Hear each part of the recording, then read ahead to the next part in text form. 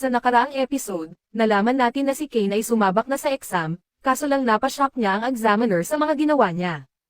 Nagtataka ang isang headmaster sa naging resulta ng exam at doon ay natatawa na lamang ang duke sa naging resulta ng exam at sinabi niya sa headmaster na ilabas na ang mga resulta ng exam. Nakita rin natin na niligtas ni Kane ang kaibigan niyang si Parva at pinagalitan ng mga babae ang bully na si Habit, at agad naman itong lumayo. Sa pagpapatuloy ng kwento, nakarinig si Kane ng boses mula sa library. Nagpa siya si Kane na suriin ito kaso nang buksan niya ang pinto, ito'y humantong sa ibang lugar at siya'y na-teleport sa isang kwarto kung saan nakilala niya ang isang lalaki na nag-alok sa kanya ng kape.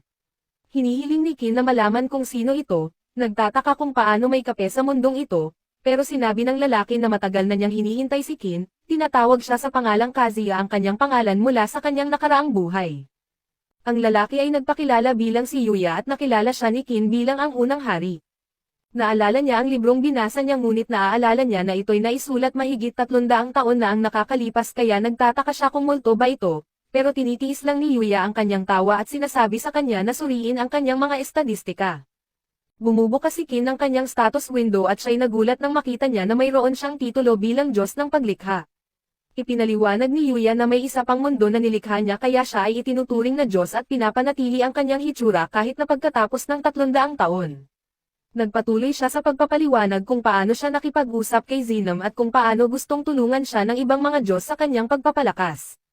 Iniisip ni Kane na siya ay napakalakas na, kaya sinabi ni Yuya sa kanya na kunin ang isang cookie mula sa kanya. Sinubukan ito ni Kane ngunit madali siyang pinigilan ni Yuya, sinasabi na may mahabang landas pa siya na tatahakin. Nagtataka si Kane kung bakit kailangan niyang maging mas malakas at ibinunyag ni Yuya na kailangan niyang makipaglaban kay Aaron, ito ang masamang Diyos.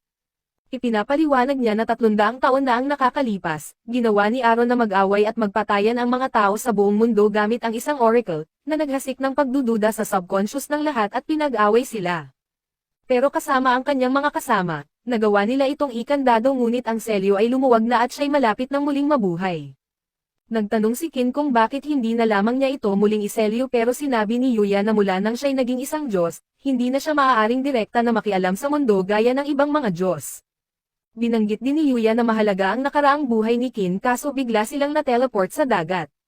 Naghagi si Yuya sa kanya ng isang espada at sinabing sasabihin niya ang higit pa kung matatapos niya ang kanyang pagsasanay, binigyan niya ito ng isang compass na susundan, na sinasabi niyang magdadala sa kanya pabalik sa bahay kung saan sila galing. Sinabihan niya si Kane na mag-level up, sinasabi niyang kailangan niyang makarating sa hindi bababa sa level 600 para magkaroon ng tsansa laban kay Aaron.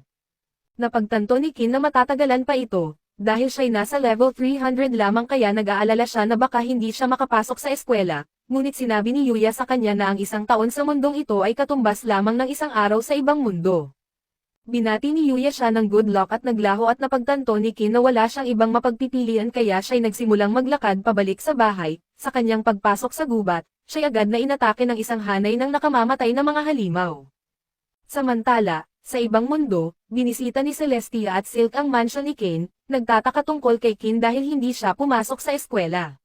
Nag-aalala rin si Sylvia, nagtataka na baka siya'y nasa uri ng gulo pero may tiwala si Celestia kay Kane at nagpa siya na maghintay sa kanya hanggang sa siya'y bumalik. Nakita natin si Kane habang siya'y nahuli ng isang halimaw at lubos na napapagod pero nagawa niyang harapin ito gamit ang kanyang mahika, ito'y bumagsak sa lupa. Natuklasan natin na ilang buwan na siyang nagtatagal sa gubat at nagtataka siya kung makakabalik pa ba siya, bigla niyang naririnig ang isang sigaw at siya'y bumangon dahil sa kanyang instinct. Dinala niya ang kanyang sarili papunta sa tunog at natagpuan niya ang isang nasaktang halimaw na nakahiga sa lupa. Iniisip niya ang posibilidad na tapusin na lang ang paghihirap nito, kaso sa sandaling siya'y magsasagawa na sana nito, biglang naalala niya kung paano niya palaging gustong protektahan ang isang tao kaya pinilit niya ang kanyang sarili na gamitin ang lahat ng kanyang mahika para gamutin ang halimaw, ngunit ito'y nagresulta sa kanyang pagkakawala ng malay. Pinrotektahan siya ng halimaw mula sa ibang mga halimaw at nang magising si Kane, ito'y tumalon sa kanya at sinimulang dilaan siya, iniisip na baka ito rin ay nag-iisa. Hiniling ni Kane na sumama ito sa kanya at pinangalanan niya itong Hako. Kasama si Hako, nagawang niyang panatilihing malusog ang kanyang isipan, naaalala na hindi siya dapat sumuko anuman ang mangyari dahil mayroon siyang dapat na protektahan.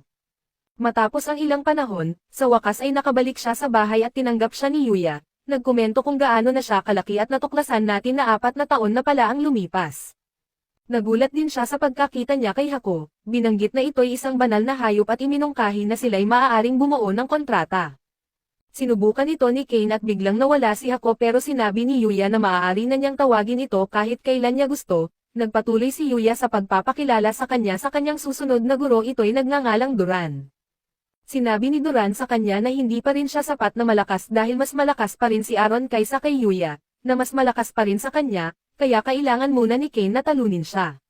Ginamit ni Kane ang kanyang boost skill ngunit naiwasan ni Duran ang kanyang atake, napatumba siya ng isang suntok lamang. Nang magising si Kane, natuklasan niya na siya'y inalagaan ni Duran at ng asawa nitong si Rui. Mayroon silang alagang dragon na tinatawag na Jin at na-excite si Kane na makita ito, gusto niyang maging kaibigan nito pero tumalon si Hako sa kanya at tila hindi nagustuhan ang dragon. Sumama si Kane sa kanila para sa isang kainan at siya'y nagsimulang umiyak dahil ito ang unang pagkakataon na siya'y nakakain ng totoong pagkain sa loob ng 4 na taon. Samantala, nakita natin sina Celestia at Silk na nagbe-bake, sila'y nag-aalala kay Kane ngunit natuto silang mag-bake, gusto nilang pasayahin siya pagbalik niya. Patuloy na nakikipaglaban si Kane kay Duran at siya'y nabubugbog araw-araw, matapos ang 1 taon na pagsasanay, patuloy pa rin na nabubugbog si Kane at nagtataka si Duran kung paano niya malalabanan si Aaron, ngunit naalala ni Kane ang kanyang usapan kay Yuya kung saan ipinaliwanag niya na si Aaron ay dating Diyos ng kasiyahan sa ibang mundo. Nagulat si Kane na malaman na mayroong 8 Diyos at sinabi sa kanya ni Yuya kung paano ginamit ni Aaron ang isang oracle upang pilitin ang lahat sa mundo na sumali sa isang death game at kung siya'y bumalik, ang death game ay mangyayari muli at lahat ng kilala ni Kane ay mapapasali dito. Ginamit ni Kane ito bilang motibasyon para ipagpatuloy ang kanyang pagsasanay. Nagpatuloy din si Yuya sa pagbubunyag na ang dahilan na si Aaron ay konektado sa kanyang nakaraang buhay ay dahil pinatay ni Aaron ang kanyang mga magulang. Natuklasan natin na ang kanyang mga magulang na sina Sei at Megami ay pinatay din sa isang aksidente sa kotse at tinawag bilang mga bayani sa mundo.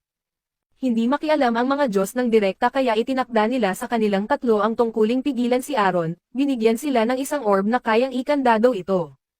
Lumalaban sila laban kay Aaron, kaso lang hindi naapektuhan ni Megami ang kanyang mahika kaya't sinugod nila ito ni Sei gamit ang kanilang mga espada at nagawang putulin ang kanyang braso, pero bumawi si Aaron gamit ang kanyang mahika na ikinamatay ni Megami. Nag-activate si Sei ng kanyang ultimate skill, sinugod si Aaron ngunit nasaksak siya. Gayunpaman, kinuha ni Yuya ang pagkakataong ito at nagawang makandado si Aaron. Pero ito'y may kapalit sa halagang buhay ni Sei, habang pinag-iisipan ni Kane ang kaligtasan ng mga tao na mahalaga sa kanya, nagawa nitong matalo si Duran at sa wakas ay nakumpleto niya ang kanyang pagsasanay. Dinalaw ni Kane ang puntod ng kanyang mga magulang at sinabi ni Yuya kung paano sila palaging nag-aalala sa kanya. Pinasalamatan ni Kane si Yuya sa pag-aalaga sa kanyang mga magulang at ipinakita sa kanya ni Yuya ang cookie, na nagawa na niyang makuha mula kay Yuya at kinilala ni Yuya ang kanyang paglaki. Imumungkahi ni Yuya na magkape sila kaso lang atat na si Kane na bumalik sa ibang mundo, itinuro ni Yuya kung paano siya nagbago pero ginamit niya ang kanyang kapangyarihan para ibalik ang kanyang hitsura. Pinagsabihan siya ni Yuya na alagaan si Hako at sinabi ni Duran sa kanya na dalhin rin si Jin upang makita ang ibang mundo kaya bumuo si Kane ng kontrata kasama ito. Pinasalamatan niya ang dalawa sa pag-aalaga sa kanya at naghandang bumalik sa ibang mundo, pero itinapon sa kanya ni Yuya ang isang espada at sinabi na ibigay ito sa hari at si Kane ay nag-teleport na. Nagpakita siya muli sa kanyang mansyon at labis na natuwa ang mga babae nang makita siya, humingi siya ng paumanhin dahil nag-alala sila, ngunit sinabi ni Celestia na naniniwala silang babalik siya kaya natuto pa silang gumawa ng mga cookies para sa kanyang pagbabalik. Binati siya ng maligayang pag-uwi at natuwa si Kane na sila ay kabahagi na ng kanyang buhay habang kumakain siya ng mga cookies. Ngunit dito nagtatapos ang video na ito, tandaan na mag-like at mag-subscribe sa channel. Salamat sa panonood, hanggang sa muli.